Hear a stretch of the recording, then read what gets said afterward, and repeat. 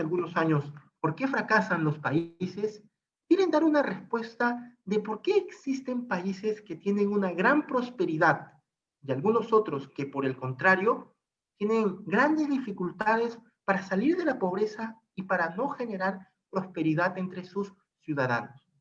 Robinson y Ashimura comienzan este texto con una representación muy interesante sobre lo que ocurre en dos ciudades, las ciudades de los Nogales. En Estados Unidos hay una ciudad llamada Los Nogales y en la frontera, es decir, en México, también está la ciudad de Los Nogales. Dos ciudades que tienen el mismo nombre y casi las mismas características. Es decir, en cuestiones históricas y culturales, porque hay diferencias en niveles socioeconómicos. Los ciudadanos que viven en Los Nogales de Estados Unidos tienen un ingreso per cápita anual de unos $40,000. Los ciudadanos que viven en Los Nogales de Estados Unidos tienen casi un pleno acceso a la educación básica y también a la educación de tercer nivel, técnica o universitaria. El índice de mortalidad infantil es muy bajo.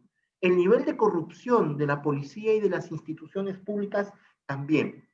Hablamos de un país en el cual los ciudadanos pueden emprender diferentes iniciativas económicas, ser unos emprendedores y por lo tanto poder crear incluso y generar riqueza entendiendo que van a ser protegidos por diferentes instituciones y leyes. La innovación es la base para construir nuevas formas de producción de riqueza que en los lugares de Estados Unidos están protegidas por la legislación. Por lo tanto, lo que nosotros observamos son instituciones en el que la corrupción resulta ser casos aislados, en el que el nivel de educación es bueno, en el que la atención sanitaria está generalizado y por lo tanto observamos unas condiciones de vida óptimas en los nogales de Estados Unidos. Pero en los nogales de México la situación es radicalmente distinta. El ciudadano promedio de los nogales de México tiene un cuarto del ingreso per cápita anual que el de los nogales de Estados Unidos. Aproximadamente tiene unos $10,000 de ingreso per cápita anual. La tasa de mortalidad infantil resulta ser muy alta por los servicios sanitarios deficientes. El nivel de deserción escolar también es muy alta por diversas razones, pero el resultado de la escolaridad, según toda la información recopilada por los investigadores, resulta ser alarmante en comparación con los nogales de Estados Unidos. La corrupción por parte de las instituciones para generar emprendimientos y por lo tanto para producir trabajo autónomo es asfixiado por la corrupción de las instituciones locales como los municipios o incluso por la policía. Y no solamente ello, sino que muchas de las leyes establecidas en materia económica y de otra índole dentro de México no producen las condiciones necesarias para la innovación. Los monopolios en gran medida asfixian una gran economía de millones de personas y no obstante resultan ser grandes obstáculos que se ven reflejados en el tipo de vida de ciudadanos con pocas expectativas de prosperidad y bienestar como el de los ciudadanos de Nogales en México. Y la pregunta central que hacen los investigadores es, ¿cuál es la diferencia entre los ciudadanos de los Nogales de Estados Unidos y los ciudadanos de los Nogales de México? Porque de pronto ellos intentan hacer una búsqueda dentro de la historia de ambas ciudades y observan de que hace apenas unos 70 años ambas ciudades eran una continuidad geográfica. Es decir, ni siquiera había una frontera como la que actualmente existía. Se puede afirmar, de hecho, que ambas ciudades tienen una misma cultura. No solamente provienen de un mismo grupo étnico, sino que también tienen una manera de comprender las interacciones sociales de forma semejante. No estamos hablando de dos culturas distintas. No estamos hablando, por lo tanto, de dos áreas geográficas en el que han habido ciertos condicionantes que han permitido la prosperidad de un país o de una ciudad y otra. No hablamos de diferencias raciales, por supuesto, No hablamos, por lo tanto, de algún tipo de cultura que nos permita comprender que hay una diferencia para la prosperidad. Son dos países que, por lo tanto, y dos ciudades en dos países distintos que tienen un mismo antecedente histórico, que tienen una misma continuidad cultural, que tienen una misma identidad étnica. ¿Por qué entonces unos tienen bienestar y otros son pobres? Y la respuesta es por las instituciones. Por las instituciones. Las instituciones son las grandes, los grandes motivos, las instituciones resultan ser los grandes motores de la prosperidad. Eso quiere decir que la prosperidad o la pobreza de ciertos países en nuestro contexto actual deriva de las instituciones y el tipo de instituciones que tenemos y cómo las hemos construido.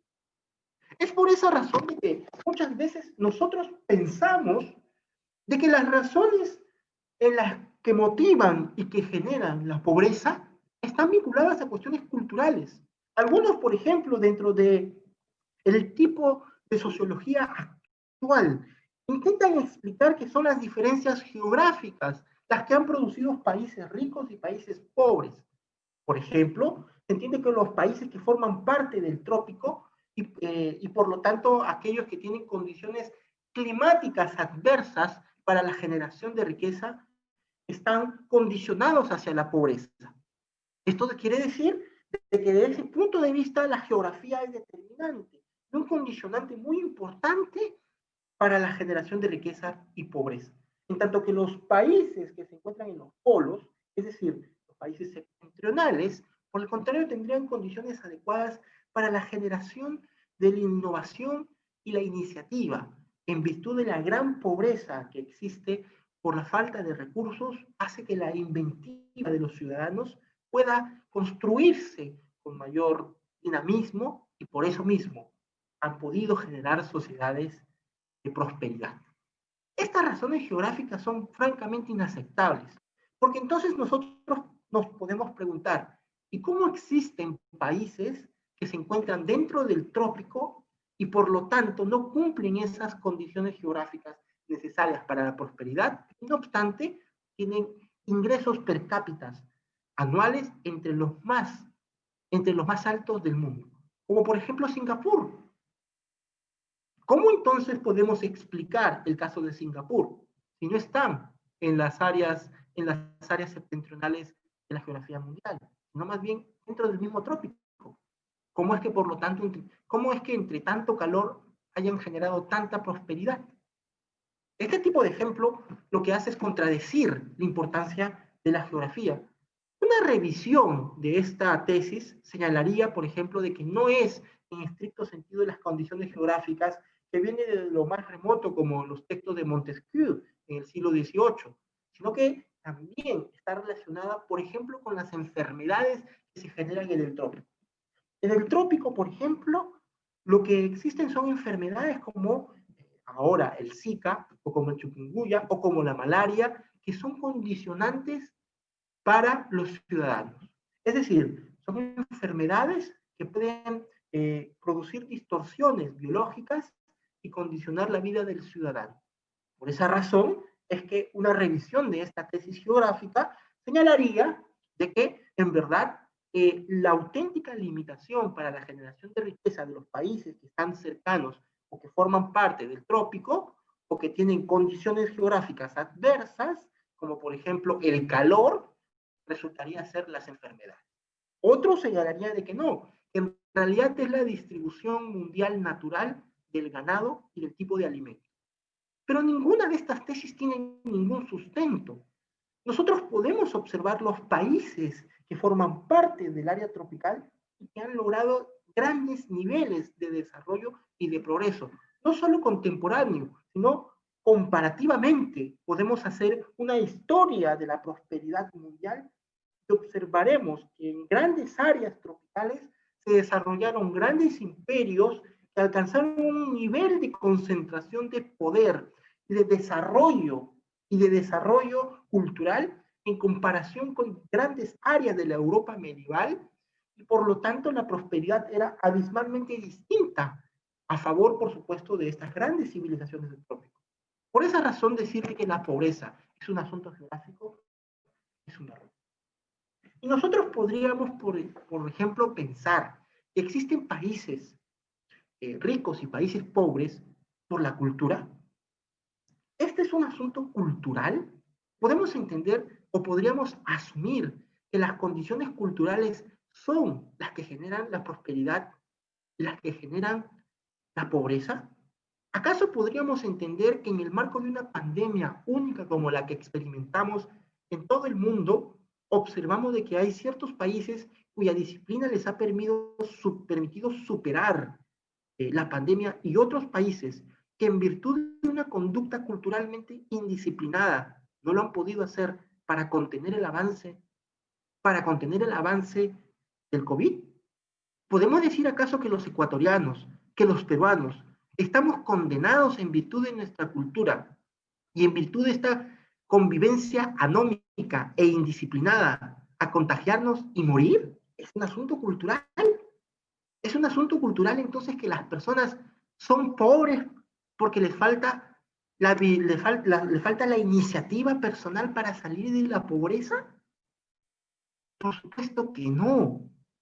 Un tipo de explicación que señale que los peruanos o ecuatorianos vivimos en una sociedad anómica y somos ciudadanos incapaces de adherirnos a reglas y tener un comportamiento socialmente disciplinado. Y por lo tanto que es nuestra cultura, esta cultura del sabor y por lo tanto esta cultura en la que nos entregamos fácilmente, bien, fácilmente a la alegría y por lo tanto esto es lo que condiciona el que nosotros nos estamos muriendo en la calle por un virus mortal. Es un asunto cultural, en tanto que entendemos que otros países sí han tomado las medidas porque son más disciplinados, porque son más ordenados, porque viven en la prosperidad y viven, por lo tanto, en la disciplina absoluta. Por supuesto que no. Esa no puede ser una respuesta válida y plausible. No se puede comprender de que exista una diferenciación de prosperidad basada en la cultura, no sustancialmente. Hay algunos elementos que los veremos inmediatamente después, están relacionados a la construcción de ciertas instituciones. Bien, no podemos señalar, por ejemplo, de que la pobreza resulta ser un asunto motivado por la condición cultural y espiritual del sujeto. Eso es un error. Es simplemente inaceptable entender que la pobreza es un asunto cultural. Y si no, nosotros podemos ver ciertas condiciones, como cuáles, como por ejemplo ciertos países africanos, como por ejemplo ciertos países africanos, como cuáles, Botswana. Botswana forma parte de uno de los continentes más pobres en el mundo. Botswana está rodeado con países que han fracasado estrepitosamente en su economía y en su sociedad. Existen países que están en guerra permanente y que tienen grandes problemas sociales. La República del Congo, por ejemplo, la antigua Zaire, por ejemplo, con Robert Mugabe. Países que por lo tanto tienen tasas inimaginables de desempleo, 94% de desempleo, contagiados con VIH masivamente. Pero Botswana, en medio de todo este desastre, es un país que tiene un ingreso per cápita anual mayor al de un ecuatoriano, a la de un peruano y la de un colombiano. Tiene un ingreso per cápita de más de $8,000, tal como un búlgaro, tal como por ejemplo un macedonio, un griego. ¿Cómo un país del África como Botswana ha podido generar condiciones para prosperidad a pesar de sus grandes problemas y los grandes desafíos? Por las instituciones. Porque Botswana tuvo un desarrollo histórico distinto y en un momento crucial como en la de independencia mantuvo cierto liderazgo como el de Seretse Khama, que fue fundamental para la construcción de instituciones inclusivas y por lo tanto para la prosperidad basada en la participación ciudadana activa en contra de diversas distorsiones económicas como los monopolios y en contra de las mafias políticas que concentran el poder mediante participación ciudadana fuerte. Esa fue la clave por la cual en este momento Botswana, a pesar de los grandes desafíos que tiene y que tiene todo el África, por cierto, tiene a sus ciudadanos como si fuera un europeo, dentro de las condiciones posibles, como la de un europeo del Oriente. Y ni los ecuatorianos y los peruanos hemos podido hacer eso. Por lo tanto, si nosotros pensamos que es un asunto cultural, entonces tendríamos que decir, ¿por qué en Botswana tenemos un país que ha logrado un nivel aceptable de prosperidad? Y la respuesta es por las instituciones, no fundamentalmente por la cultura. Si es así, entonces, la respuesta y la teoría de la cultura que intentan explicar la pobreza y la riqueza no son suficientes, son equivocadas, son erróneas. No es el país y su cultura la que ha llevado a los miles de muertos en todos nuestros países por el COVID. Hay otras razones que son mucho más estructurales y mucho más comprensibles y plausibles que la cultura. Pero también podemos tener otros tipos de razones que han motivado esta pobreza o esta riqueza en nuestros países. ¿Como cuál? Como los liderazgos. Y muchas veces nosotros estamos tentados a decir de que los liderazgos que se generaron políticamente desconocen e ignoran cómo se deben construir leyes e instituciones que generen prosperidad. La teoría de la ignorancia. Nuestros políticos y nuestros líderes son ignorantes. Desconocen cómo poder construir instituciones incluyentes y generar esa prosperidad que en otras partes del mundo se han generado. Pero esa respuesta es una respuesta insatisfactoria. No es un asunto de ignorancia. Y es muy ingenuo, de hecho, pensar de que es una cuestión de desconocimiento en un contexto global como el nuestro, en el que existen instituciones que brindan asesorías en diversos ámbitos, como especialmente el nivel económico, para reestructurar nuestras instituciones y generar los motores de la prosperidad. ¿Es un asunto realmente de ignorancia? Pues no. Uno de los grandes,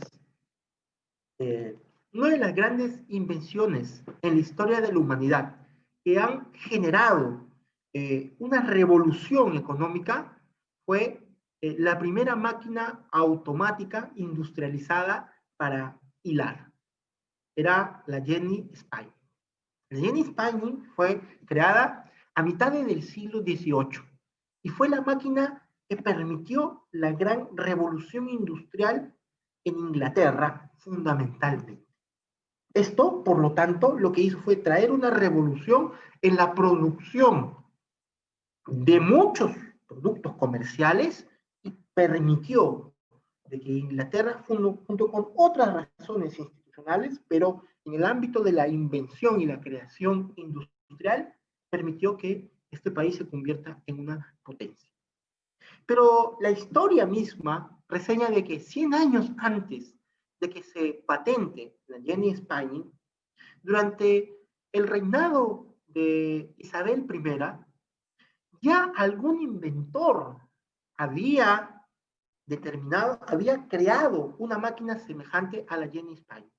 Es decir, ya se había elaborado unos primeros modelos que podrían industrializar la producción del vestido y de otros tipos de elementos y otros tipos de objetos a través de una máquina. Este inventor, bien, pidió ante la reina que se le pudiera otorgar una patente real. Es decir, de que lo que nosotros comprendemos como propiedad industrial pudiera ser protegida por el Estado a través de una patente real, por la cual podría producir posteriormente estas máquinas que dinamizarían toda la economía y crearían una nueva era como la era industrial. Pero no. La reina Isabel le negó la patente real de este primer modelo de Jenny Spinning.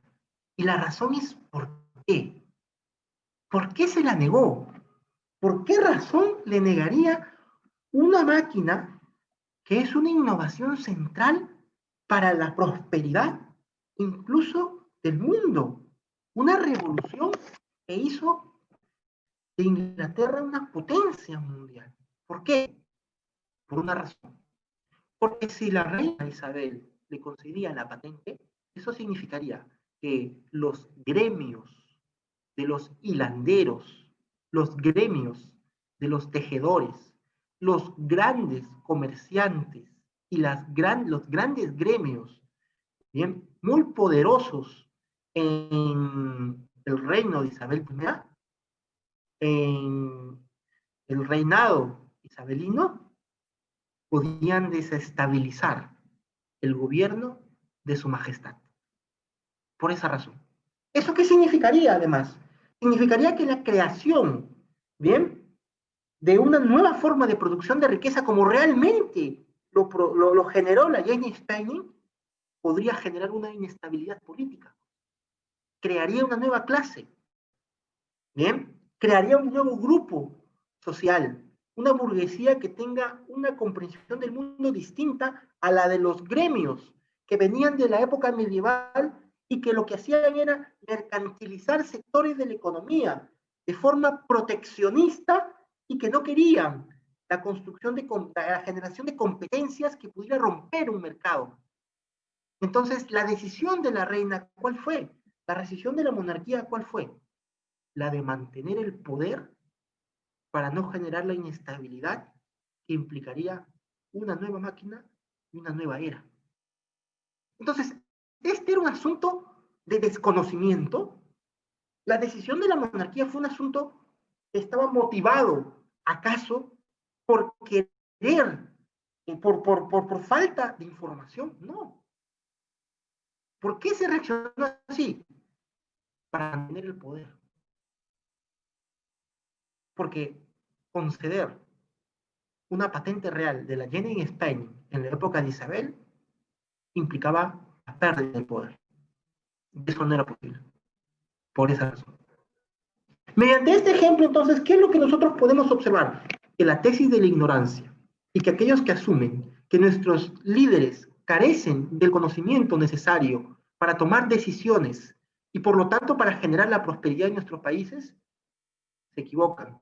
Es que no es un asunto de ignorancia, es un asunto de deliberación consciente. Y por lo tanto, lo mismo que hace o que hizo Isabel I es lo que se replica en países que tienen instituciones extractivas. Si es, por lo tanto, ninguna de estas tesis son satisfactorias para responder la pregunta de por qué hay países prósperos y por qué hay países pobres, ¿cuál es la tesis que nos permite explicarlo? Y las respuestas son las instituciones. El tipo de institucionalidad que nosotros hemos construido y por lo tanto la manera en la que hemos construido incluso nuestras leyes, ¿bien?, son importantes, son esenciales, son la auténtica razón de nuestra pobreza. No es por lo tanto y no es el resultado el hecho de que nosotros hayamos observado a miles de latinoamericanos, a millones de latinoamericanos en medio de una pandemia que deban salir a la calle a exponerse, ¿bien?, a exponerse frente a un virus mortal, a tener que trabajar en condiciones de informalidad. No resulta de que un peruano que vive en los cerros y en condiciones precarias, frente a la miseria absoluta, condiciones de absoluta pobreza, no es su condición espiritual, no es su formación cultural. Resulta de que estas personas están excluidas porque las instituciones que se han construido no han permitido generar la prosperidad necesaria. ¿Y esto qué significa? Que la prosperidad, como ese ideal económico al que aspiramos, depende, por lo tanto, de una acción política, fundamentalmente política. Porque entonces lo que nosotros observamos dentro de la tesis de Robinson y Acemoglu es que observamos que los países con bienestar han tenido esta gran prosperidad porque han generado ciertas instituciones. ¿Y cuáles son esas instituciones? Son instituciones incluyentes. ¿Y cuáles son las instituciones que, por el contrario, son las que nos arrastran hacia la pobreza, son las instituciones extractivas. Nuestros países se caracterizan por tener instituciones extractivas. ¿Y qué tipo de instituciones extractivas son las que nosotros hemos dejado que construyan en nuestra sociedad o que puedan difuminarse a tal punto que hemos generado una pobreza masificada? ¿Por qué razón no podemos seguir prosperando? ¿Por qué razón somos tan vulnerables a situaciones excepcionales como por ejemplo una pandemia? ¿Es acaso de que el ecuatoriano o el peruano es realmente anómico? ¿No tiene la disciplina necesaria para poder quedarse en su casa? ¿Bien? ¿Siempre está orientado a vivir entre fiestas y entre alcohol? ¿No somos una sociedad perdida? Pues no, por supuesto que no. Esto tiene que ver con razones institucionales. ¿Y las razones institucionales qué tipo? ¿De dónde emergen? Emergen del poder, emergen de la política. Y eso quiere decir que ciertas instituciones excluyentes, ¿como cuáles? Como los monopolios. Nuestras sociedades son sociedades capitalistas. Y por lo tanto, por son sociedades capitalistas, quiere decir que es la iniciativa de las personas naturales, de los agentes, de los privados, la iniciativa que nosotros podemos realizar, ¿bien? Como un tipo de innovación que contribuimos a nuestra sociedad, puede estar bloqueada por muchas razones. Nosotros podemos tener en este momento miles de grandes inventores en toda Latinoamérica y que estos miles de grandes inventores no pueden desarrollar sus capacidades. ¿Por qué? ¿Por qué razón? Por el acceso al capital. Bien. Por ejemplo, ¿cuál es el porcentaje de las tasas de interés que existen en países como Perú? El 10%. El acceso al capital resulta ser fundamental, es esencial para la construcción de un país económicamente abierto. Eso quiere decir de que los ciudadanos y los privados somos los que generamos la riqueza, no el Estado. No es el Estado el principal generador de la riqueza, porque los grandes países que han construido su economía en torno al Estado, que han producido catástrofes, como cuáles, como la Unión Soviética, que han implosionado justamente por instituciones extractivas que son aquellas que han direccionado de forma planificada, jerarquizada y centralizada las fuerzas económicas de un país al punto que han roto la posibilidad de la iniciativa y la innovación y han roto con este siglo de la destrucción creativa para la producción de riqueza en una sociedad. ¿Por qué? Porque no importa cuál sea el trabajo y el esfuerzo de los ciudadanos, un ciudadano en el marco de una economía tan centralizada como la que ha existido, por ejemplo, en la Unión Soviética, el esfuerzo del ciudadano sería el mismo que el de aquel que no se esfuerza. Esto quiere decir, por lo tanto, de que la experiencia y los grandes relatos que Robinson y Ashemoglu históricamente exponen, no solamente para las sociedades que han construido estados sólidos centralizados como la Unión Soviética, sino la historia incluso de las culturas precolombinas, bien, de las culturas precoloniales, incluso los grandes fracasos de los imperios como el imperio azteca o el imperio inca, han estado muy condicionados por un tipo de institución como las instituciones extractivas. Y son estas instituciones extractivas las cuales desalientan la innovación de los ciudadanos, ¿bien? Y por lo tanto generan diversas distorsiones dentro del mercado, como cuáles, como los monopolios. Como los monopolios, por ejemplo.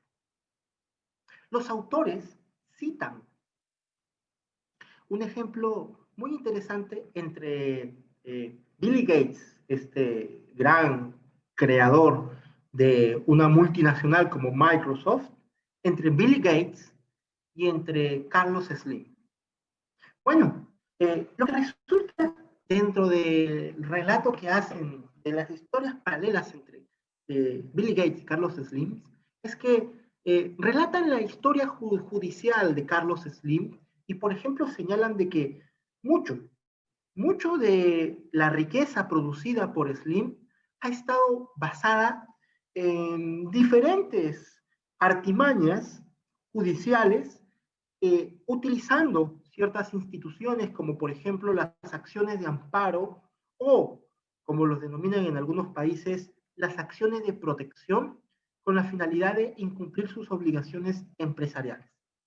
En sentido estricto, relatan de que Slim pudo acceder a muchas empresas que fueron privatizadas en México durante la década de los 90 sin que se realizara el pago de las mismas, sino más bien que la compra de estas empresas se realizaron con los dividendos que generaron una vez que se le asignó la empresa. Esto quiere decir, en términos sencillos, no es que pagó las empresas, sino que las compró con la riqueza misma que generaban estas empresas una vez que le fueron asignadas.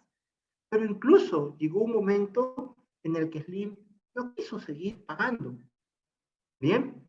¿Y en qué se escudó Slim para no pagar las empresas? En una medida, en una medida judicial, mediante una institución jurisdiccional del derecho constitucional como las acciones de amparo. Y lo que pasó es lo siguiente. Lo que pasó es que Slim quiso ingresar al mercado norteamericano.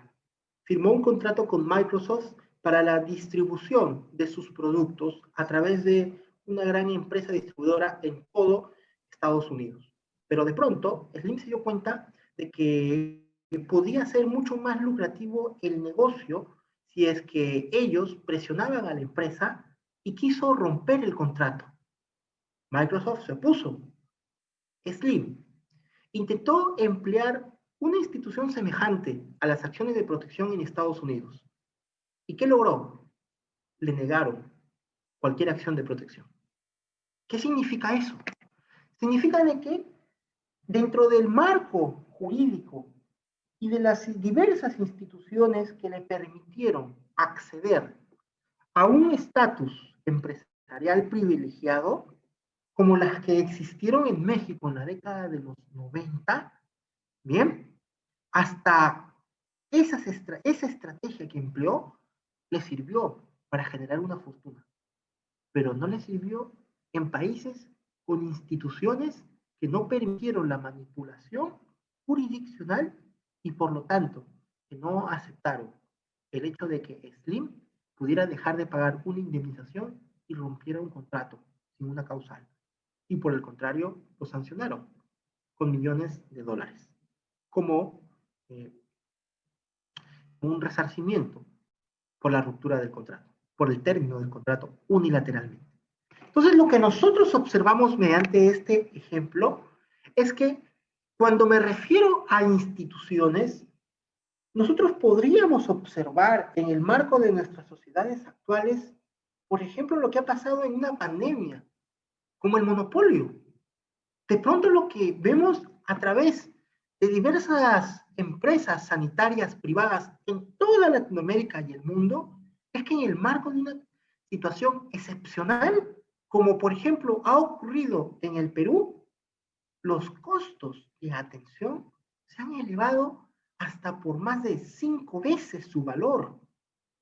Y lo que nosotros podemos observar es que el acceso a medicina, bien, que resultaba ser esencial para atender y resulta ser importante para atender esta emergencia, de pronto se ha disparado hasta 10 veces su valor. Y comenzamos a ver, por lo tanto, qué es lo que ocurre. El oxígeno medicinal ha sido esencial para que muchos afectados por el COVID pudieran vivir. Y en el Perú, luego de la situación que ha generado esta emergencia, por fin hemos podido conocer y darnos cuenta de lo siguiente. El 94% del oxígeno medicinal que se necesita en todo el país es proveído por una sola empresa. Y la pregunta que uno se hace es, ¿cómo es posible que una sola empresa pueda proveer el 94% del oxígeno medicinal en medio de la pandemia, de una pandemia que se presenta cada 100 años y que por lo tanto, por esa razón, tenga un dominio del mercado y determine cuál es el costo del oxígeno necesario para que las personas no mueran. ¿Cómo es posible que haya ocurrido eso? Porque en algún momento en la legislación sanitaria peruana se estableció que el porcentaje de los componentes químicos del oxígeno era elevado y mayor, era mayor al habitual.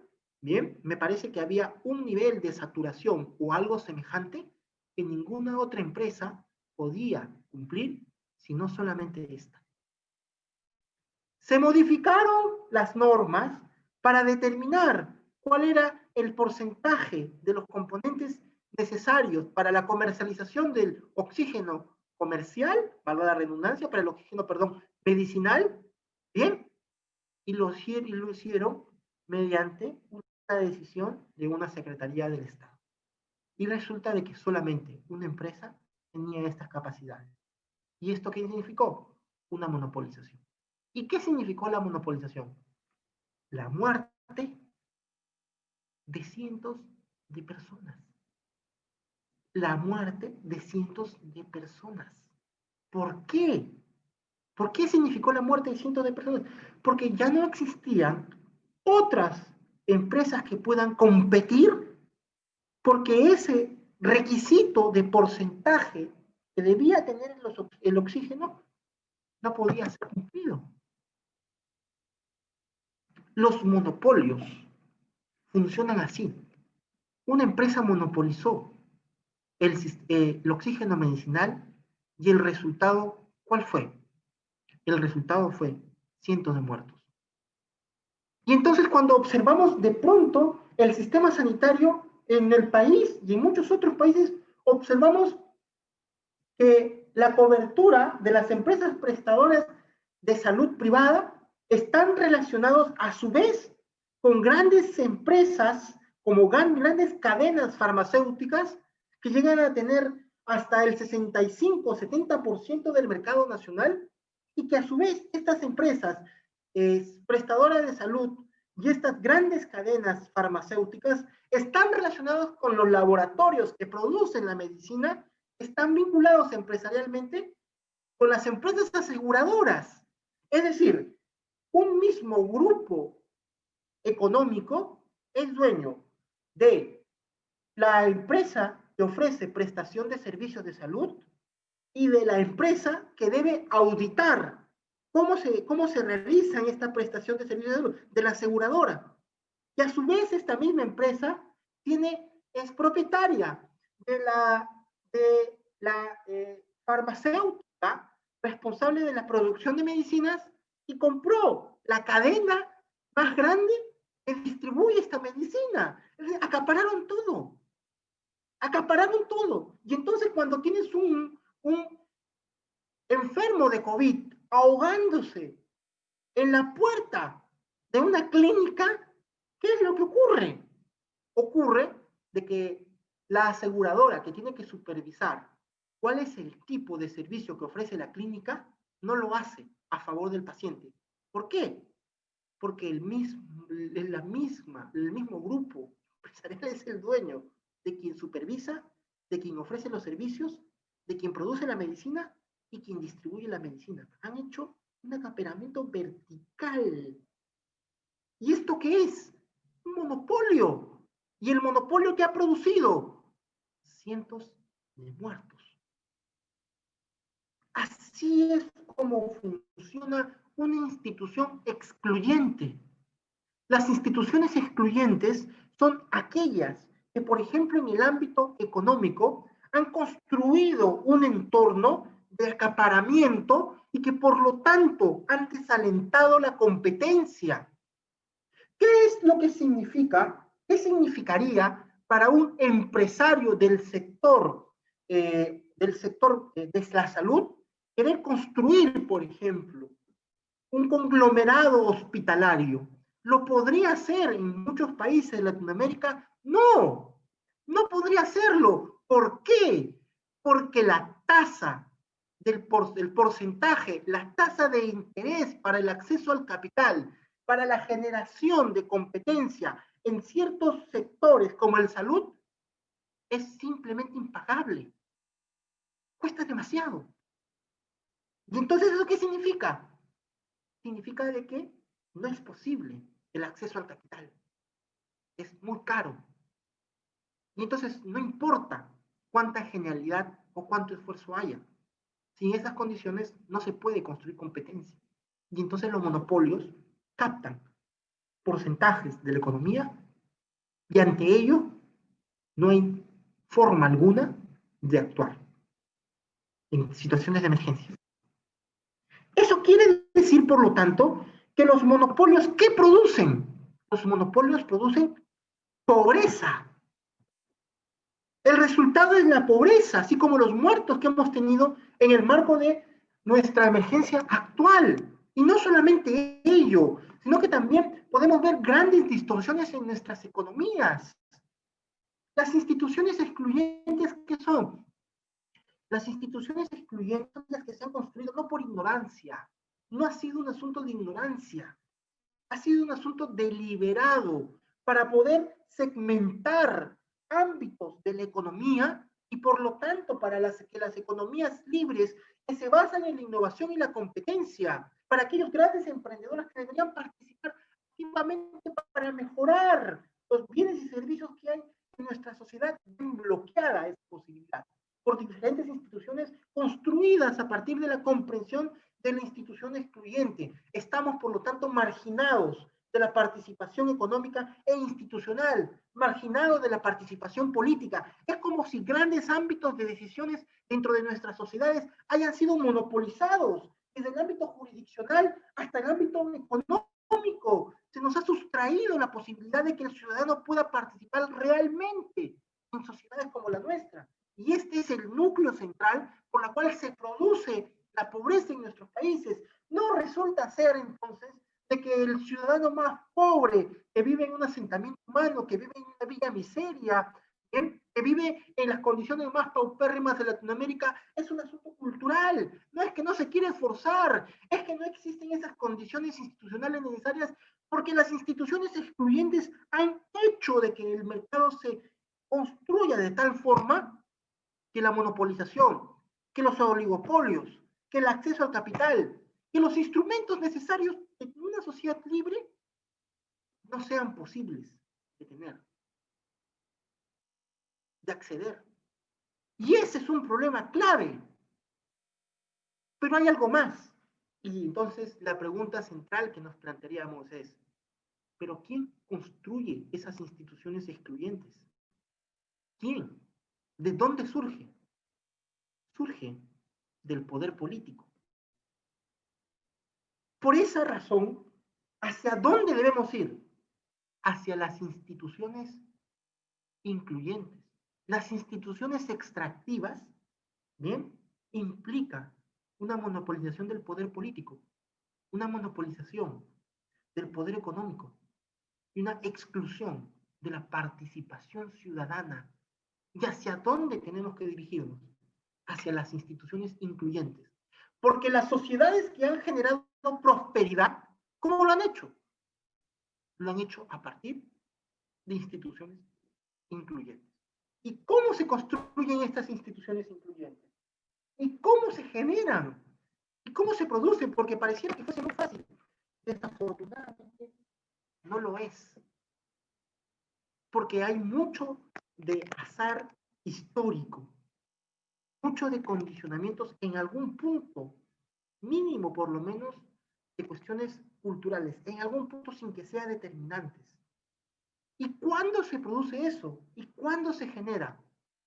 Vean, las instituciones incluyentes tienen dos condiciones importantes para que se puedan estatuir. ¿Como cuáles? Primero, debemos tener un Estado fuerte, sólido, altamente centralizado. Es decir, centralizado en el poder. Un Estado que tenga presencia dentro de la sociedad. No estoy hablando de un Estado intervencionista en el ámbito económico, no. Estoy hablando de un Estado que esté consolidado, Bien, un Estado que por lo tanto haya podido construirse y por lo tanto haya centralizado el poder, bien, y haya centralizado y monopolizado, por ejemplo, el uso de la fuerza. Esta es una condición importante. Bien, esta es la primera condición. Solamente pensemos, la existencia de las grandes civilizaciones antiguas han pasado por un estado consolidado, como los grandes imperios. Y esto implica una burocracia, evidentemente. Esta es la primera condición. Y la segunda condición, ¿cuál es? La pluralidad política. La pluralidad política. ¿Qué significa la pluralidad política? Vean, ocurre lo siguiente. A partir del caso de Botswana. En el caso de Botswana, Botswana, como les indicaba, tiene una historia muy peculiar. Un país que les señalaba que tiene niveles de prosperidad aceptables. Bien, viviesen como si fuesen unos europeos orientales, lo cual, por cierto, no está mal para un país rodeado de casi estados fallidos, como el de Botswana. Pero la historia de Botswana es una historia muy peculiar. Bien, mientras Cecil Rhodes, este gran colonizador africano del siglo XIX, invadía todo África, especialmente África del Sur, para la producción del caucho y esclavizaba a muchas de las comunidades africanas, a muchos de los pueblos africanos, de pronto los líderes tribales de la antigua Botswana se dieron cuenta que si Cecil Rhodes se dirigía hacia lo que antes se llamaba Rhodesia, bien, tendrían un muy serio problema, porque su mundo y su civilización acabaría. 3 líderes africanos de la antigua Botswana se dirigieron al Reino Unido y se entrevistaron con la reina Victoria. Le pidieron a la monarquía un protectorado que pudiera proteger su territorio y sus pueblos de la esclavitud y de la locura del caucho que lideraba Rhodes. Así fue. Establecieron un protectorado, pero no solamente eso, no solamente, y no estoy señalando de que un proceso colonizador se estableció allí con la finalidad de proteger los intereses de un imperio como el británico, no, sino que también las comunidades que se formaron dentro de Botswana tenían una forma especial de elección del liderazgo. Los líderes tribales eran electivos y se elegían al mejor.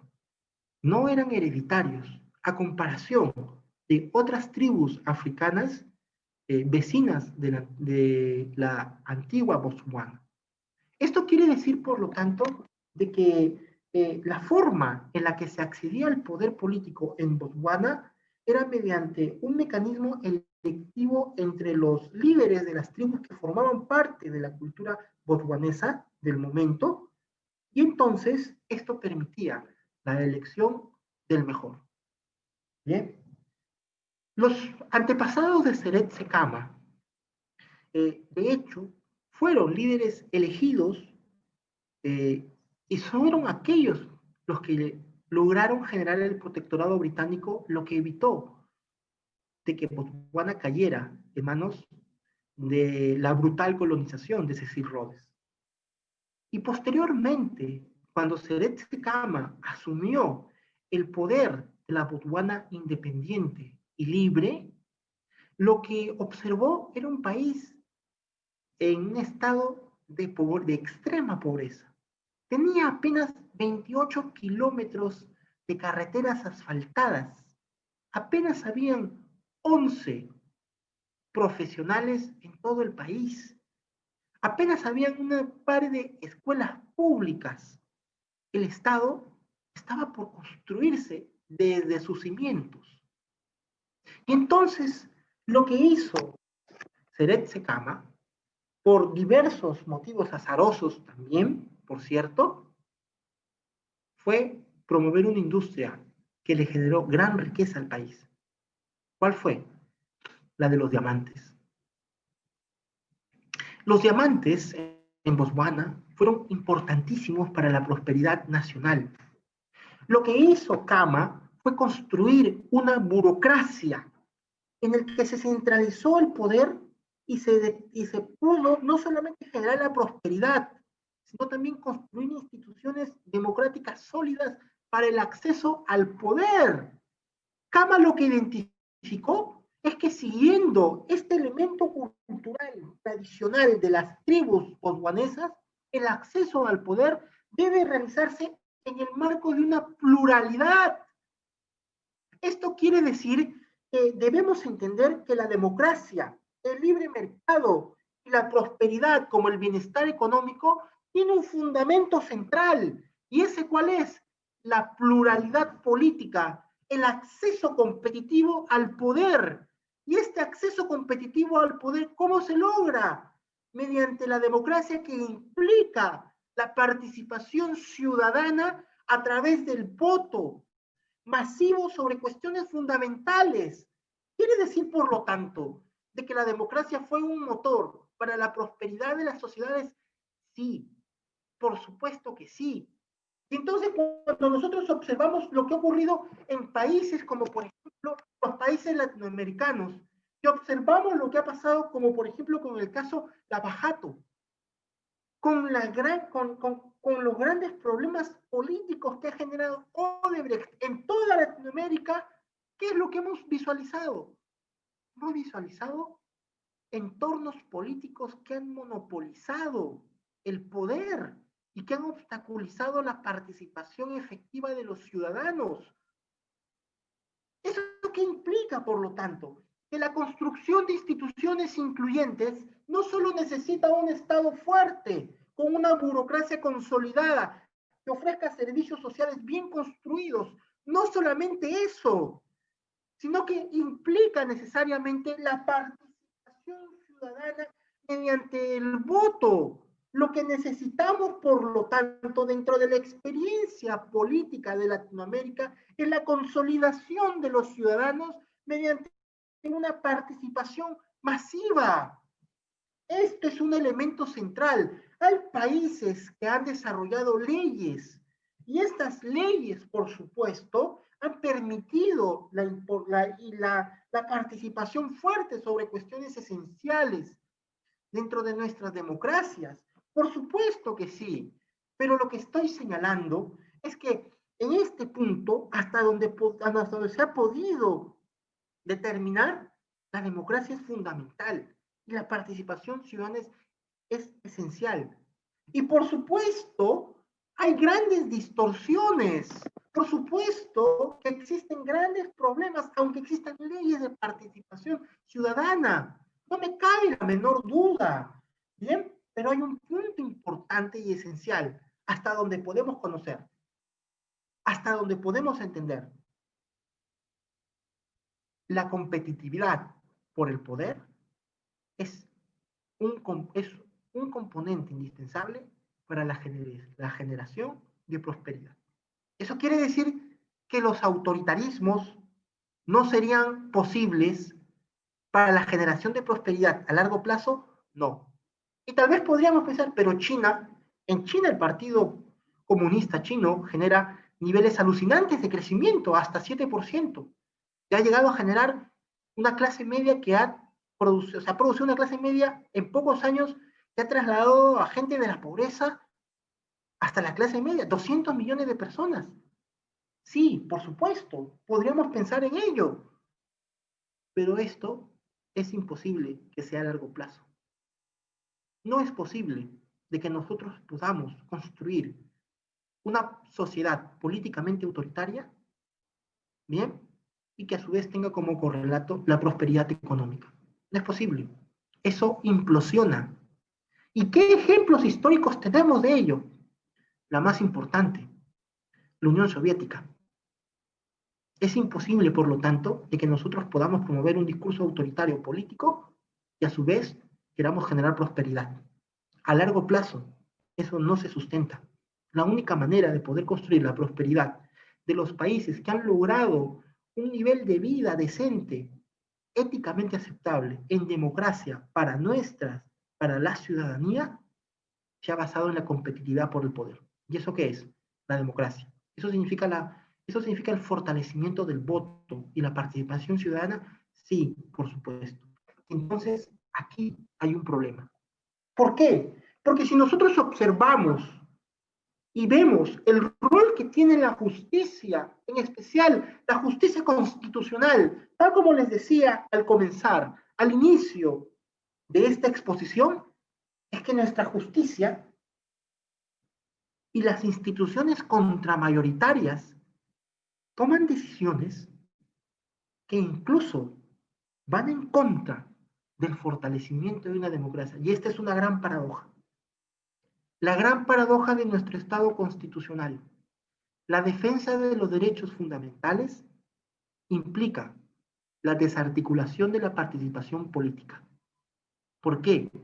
Porque debemos asumir de que nuestro constitucionalismo actual y nuestro Estado constitucional actual ha construido un gobierno de los jueces que tiene un sistema antidemocrático. Y este es un muy serio problema, porque entonces en el ámbito teórico, por lo menos en el ámbito teórico, lo que observamos y lo que hemos visto es cierto. La justicia constitucional, las cortes constitucionales, los jueces han generado muchos fallos emblemáticos. Y nosotros nos podemos recordar de grandes fallos como por ejemplo el de Brown versus Board of Education, aquel que eliminó la segregación racial. Cierto, podemos eliminar eso. Podemos pensar en este fallo que es sustancial, por ejemplo, y un hito en la historia de la humanidad y de los sistemas de justicia en todo el mundo. Es verdad, pero muchas veces nos olvidamos de los grandes errores cometidos por los jueces. Las democracias son necesariamente sistemas de desacuerdos. Los desacuerdos se toman mediante las decisiones entre mayorías y minorías.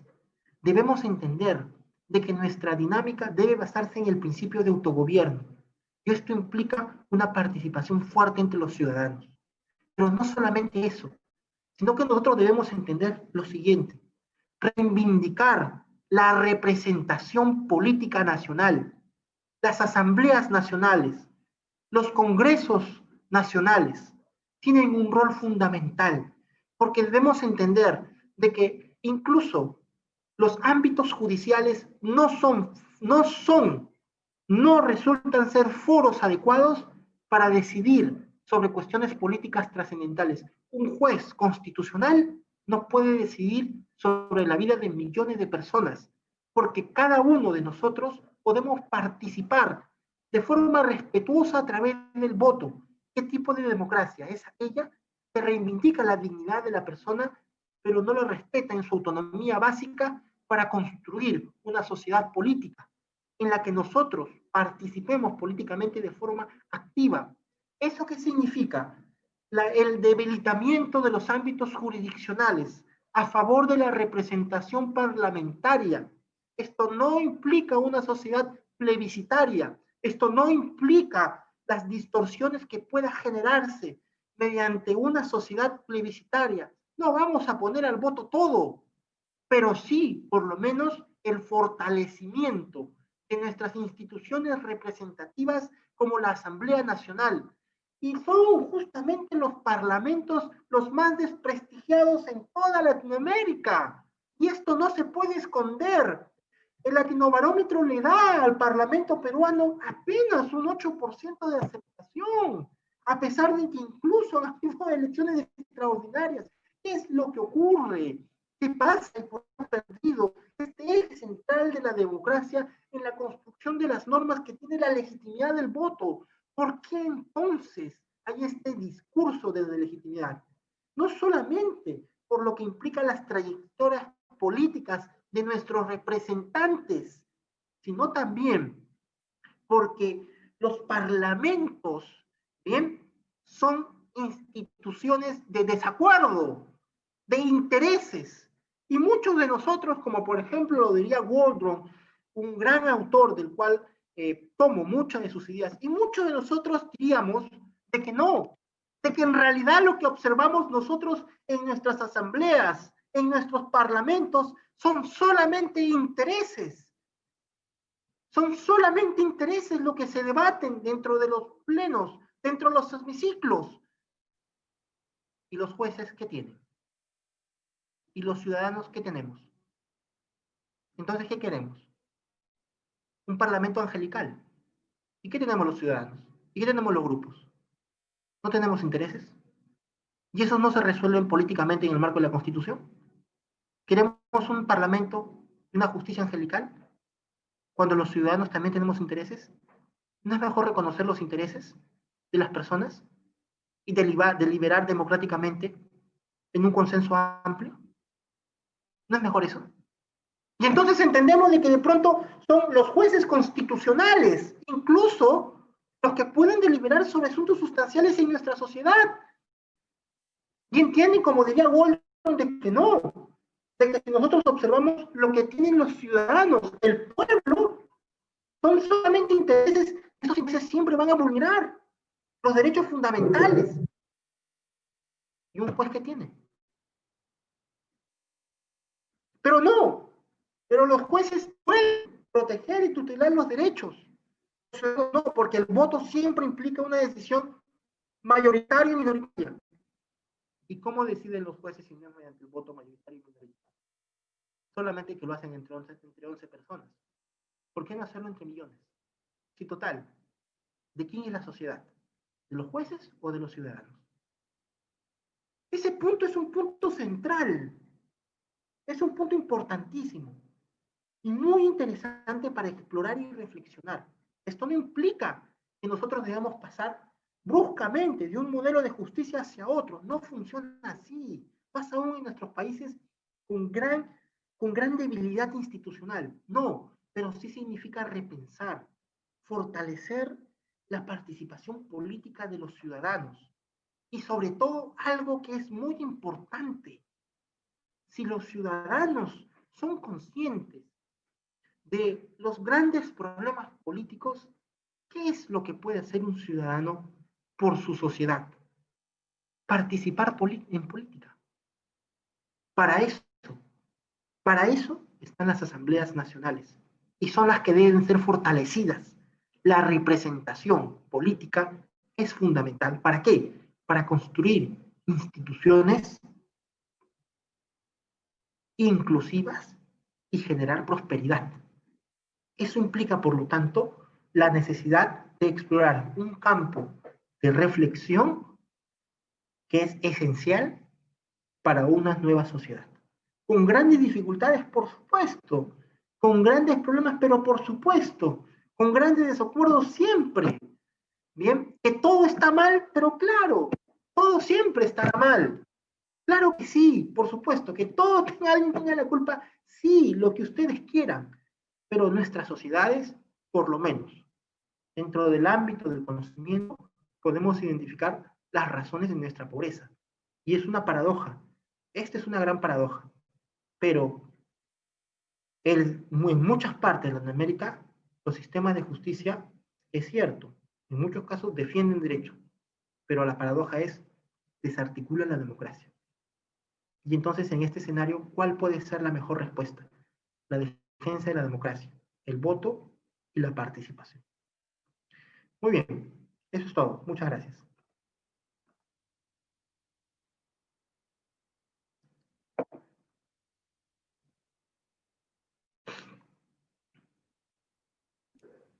Muchas gracias a la participación del doctor Santiago Ortega.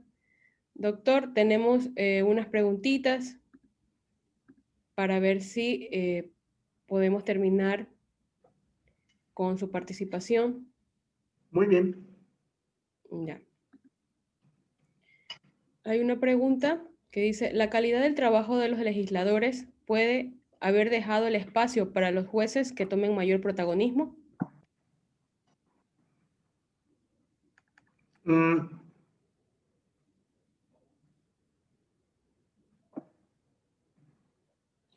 Disculpe, me decía sobre la calidad de la producción de los legisladores, ¿cierto? Bueno, yo creo que sí. Bien, a ver, lo que debemos entender es lo siguiente. La justicia constitucional tiene un rol relevante y en general todo el sistema jurisdiccional tiene un rol fundamental para nuestra democracia. Bien, el modelo que nosotros tenemos a través de modelo concentrado de justicia constitucional a través de nuestras cortes constitucionales siempre han reflejado en algún momento una época de plena tutela, protección y legitimidad de los ciudadanos. Bien, los ciudadanos le hemos dado mucha legitimidad a nuestras cortes constitucionales porque sus fallos han sido emblemáticos en la protección de los derechos, bien, de los ciudadanos.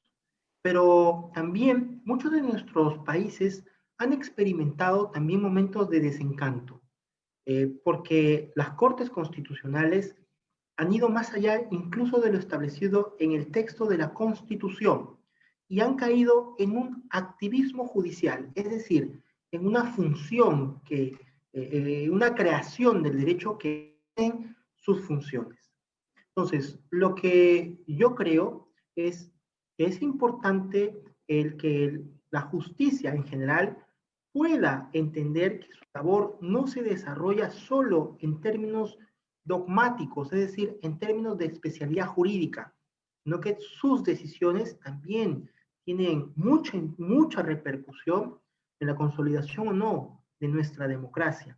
La participación ciudadana, por lo tanto, debe fortalecerse con la finalidad de que las grandes decisiones puedan adoptarse por todos los ciudadanos y no solamente por los jueces. Pues yo estaría a favor, como lo diría Waldron, de un debilitamiento de ciertas instituciones de nuestra justicia que puedan dar paso a la participación política mediante representación de la asamblea o mediante voto popular directo, lo cual, por cierto, implica una revisión de las justificaciones de nuestros derechos. Los derechos fundamentales pueden o no pueden estar sometidos al voto popular. Esto no podría ser, no podríamos cometer errores, no podrían producirse, no se producirían decisiones injustas. Cosas semejantes están dentro de un amplio debate, pero debemos recordar, las decisiones mayoritarias no son irracionales. Aquí hay un error. Desde que conocemos, desde que conocemos, por ejemplo, el teorema de Arrow, podemos justificar racionalmente las decisiones mayoritarias. Entonces, esto es por un lado. Y por otro lado, eh, pienso sin duda de que efectivamente existen grandes vacíos en nuestras legislaciones sobre demandas de la ciudadanía, sobre reconocimientos de derechos, sobre progresos y avances y reivindicaciones que son muy válidas, ¿bien? Y que ciertamente los parlamentos ponen en su agenda otros temas y no aquellos que resultan ser sensibles para diversos sectores en nuestra sociedad. Sin duda que esto también es un problema porque estamos hablando de congresos, de parlamentos que no identifican los intereses que deben ser tutelados a través de su labor como creadores de leyes. Y entonces, los órganos jurisdiccionales intentan reemplazar esta función emitiendo fallos que modifiquen incluso las leyes emitidas por el Parlamento. Lo que nosotros hemos observado en el caso Satia, por ejemplo, es que la ley del registro civil decía muy en claro de que el reconocimiento, la inscripción de un menor es por padre y madre. ¿Bien? Y luego el tribunal, la Corte Constitucional, hizo una modificación mediante una interpretación evolutiva. Yo no niego el hecho de que las instituciones sociales deban progresar y que por supuesto existen grandes intereses como el interés superior de un niño que debe ser protegido. No vamos a dejar a una niña sin padres, por favor.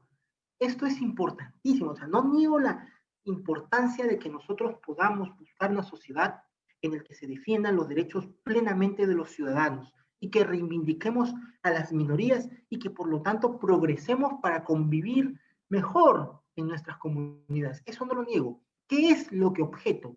Lo que objeto es que a través de esta búsqueda de justicia podamos incumplir principios fundamentales que no son meros formalismos de un Estado de Derecho y de una democracia. Ese es el problema.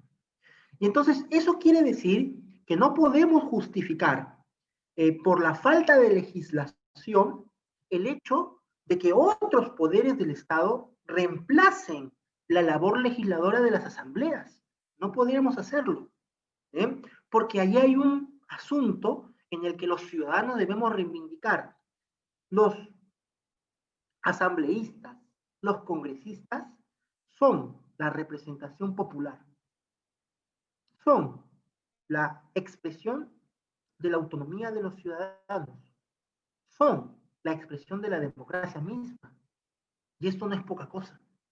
Por lo tanto, lo que nosotros debemos entender es que más allá de querer buscar justicia a través de fallos judiciales, esto se logra mediante la acción política. ¿Cómo es que durante las grandes luchas civiles desarrolladas en Estados Unidos en la década de los 60, se lograron las leyes de reconocimiento político durante diversos periodos presidenciales? ¿Cómo se lograron? ¿Bastaron los fallos presidenciales? Perdón, ¿bastaron los fallos judiciales? ¿Bastaron los fallos de la Corte Suprema? No, en absoluto.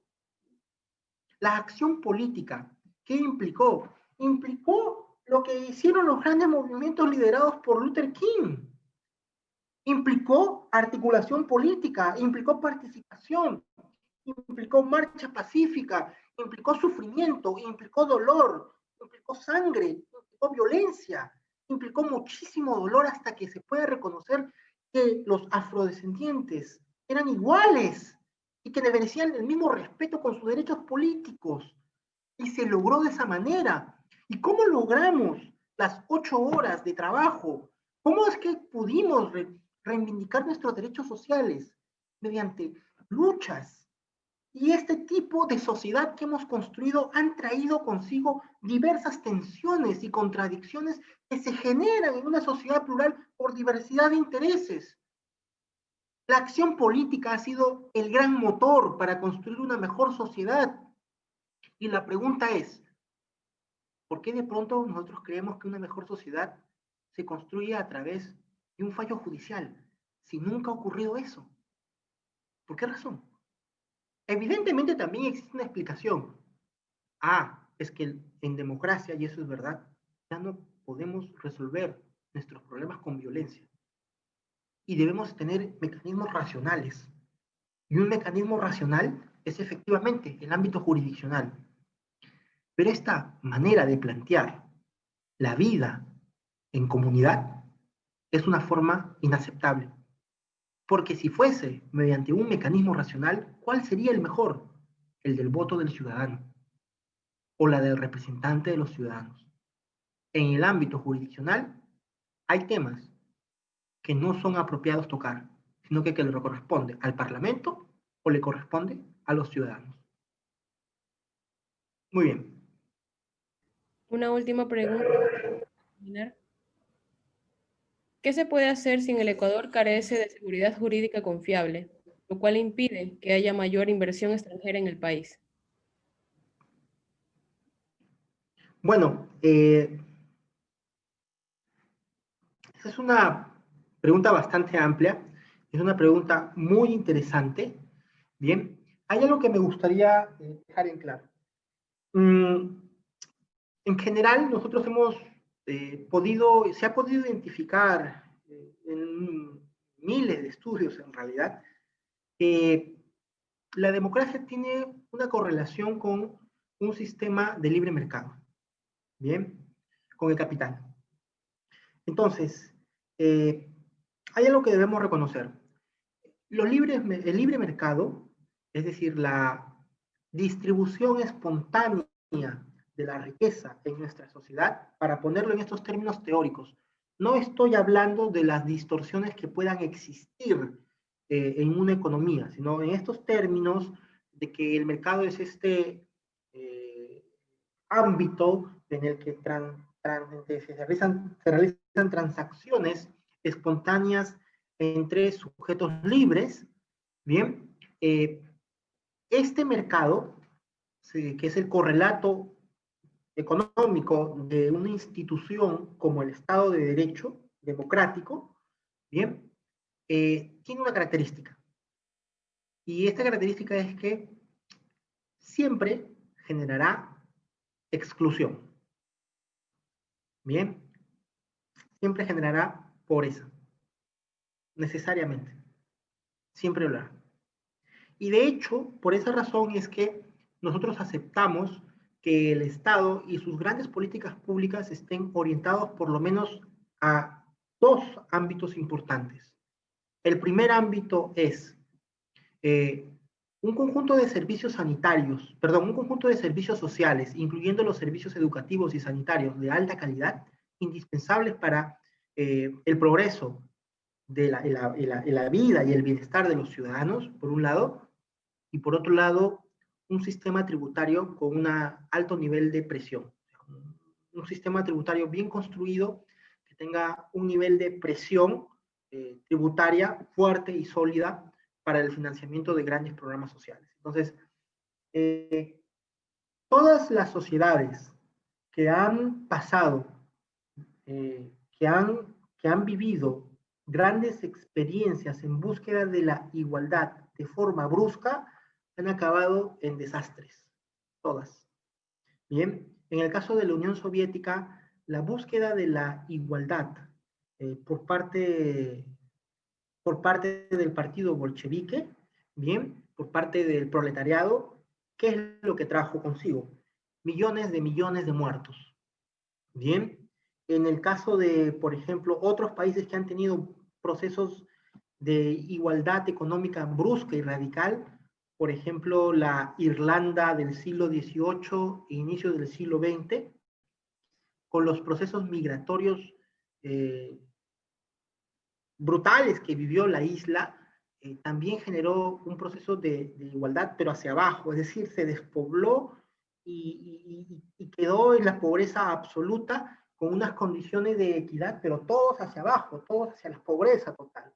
Entonces, o incluso la experiencia de los Khmer Rouge en Camboya, cuyo ideal comunista se orientaba hacia también una sociedad de esta promesa que trae hacia la igualdad absoluta y de equidad y de felicidad, que es un gran relato que se ha construido dentro de nuestros discursos teóricos en nuestra sociedad, dentro de nuestras ideologías.